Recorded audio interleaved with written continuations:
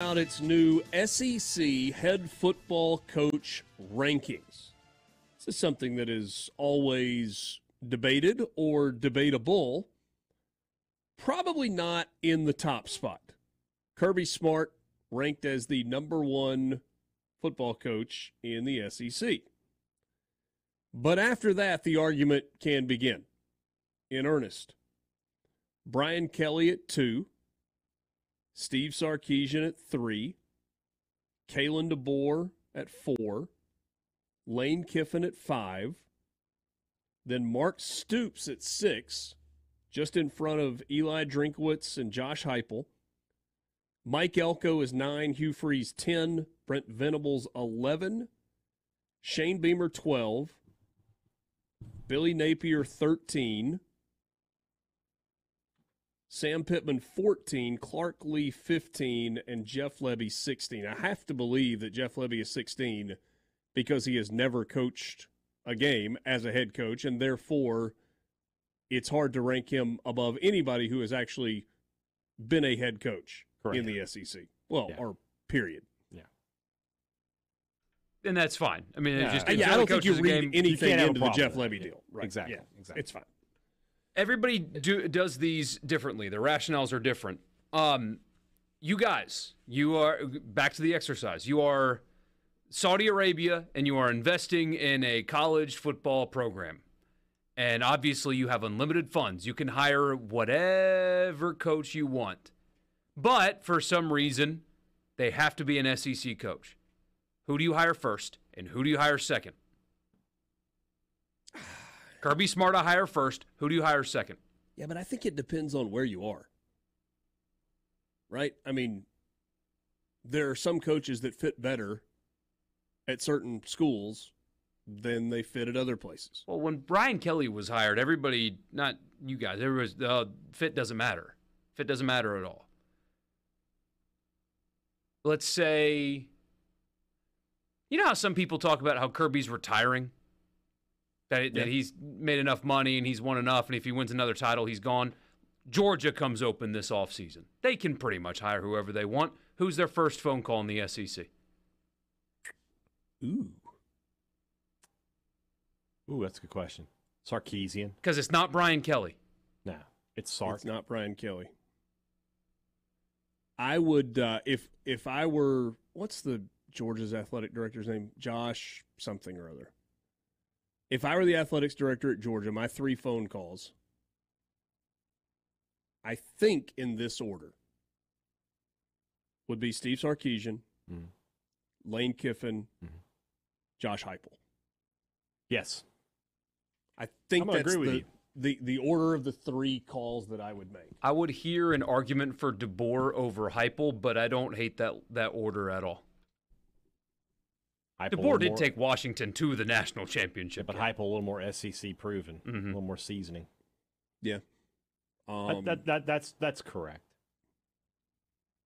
I think Brian Kelly is a good football coach. And you guys remember, I kind of argued for Brian Kelly at LSU. Brother, you called it before anybody, weeks before anybody even mentioned it. So I said that I thought that's who they were going to hire in October.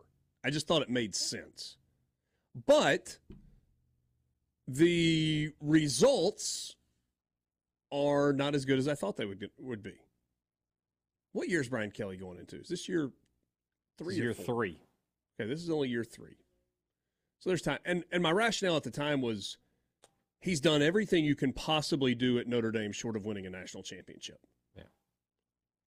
And I thought when you look at the previous head coaches at LSU,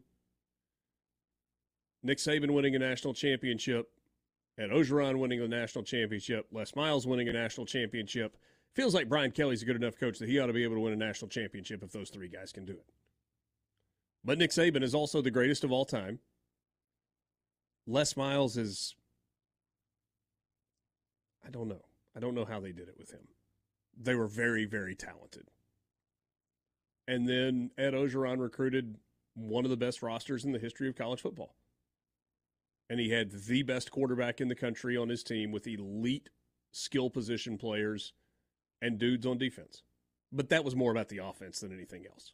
for that LSU team. Yes. So I thought, surely Brian Kelly can do that. I'm not sure I still believe that. I mean, it's year 2.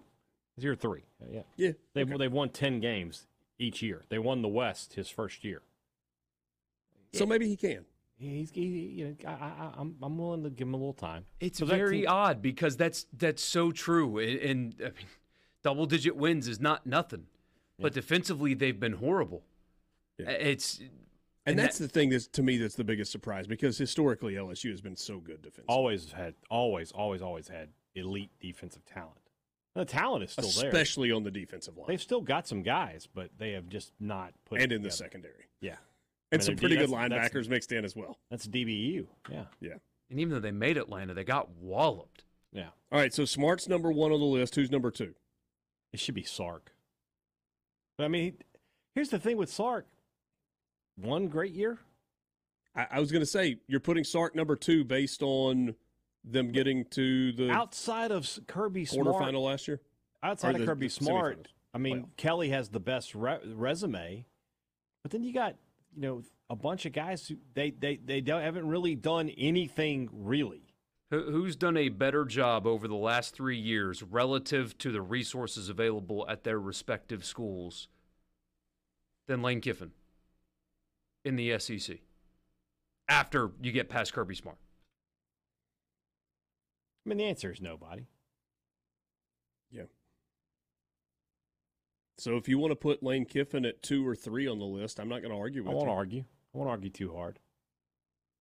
Kalen DeBoer clearly has 1. Yeah. What about Stoops at 6? He's just in that. That's about right. Because, I mean, he's never won the big game. He's never done anything super, super impressive. But he wins consistently at a program that doesn't win consistently. Drinkwood's at Missouri. How much can he move up this list if Missouri's a playoff team this year? In the top 4. Josh Heupel's another guy that could make a pretty meteoric rise on this list over the next couple of years. Venable's at 11. I'm going to tell you what. I mean, Venables is not a great coach. Yeah, beyond just Josh Heupel, Danny White deserves some credit. They've got their ducks in a row at Tennessee right now. Yeah, across the board with their athletic program. Is it the best athletic department in the conference? And to think that before that they just promoted a football coach from within and sort of good old boyed it for a few years with, and how bad it was at Tennessee, and now that they run it like a real athletic department, you see the results. Your question, Borky, is it the best run athletics department in the SEC? I don't know if it's the best run, but in terms of success right now across the board, yeah, I think I would put Tennessee at number 1 in the entire conference. I really do.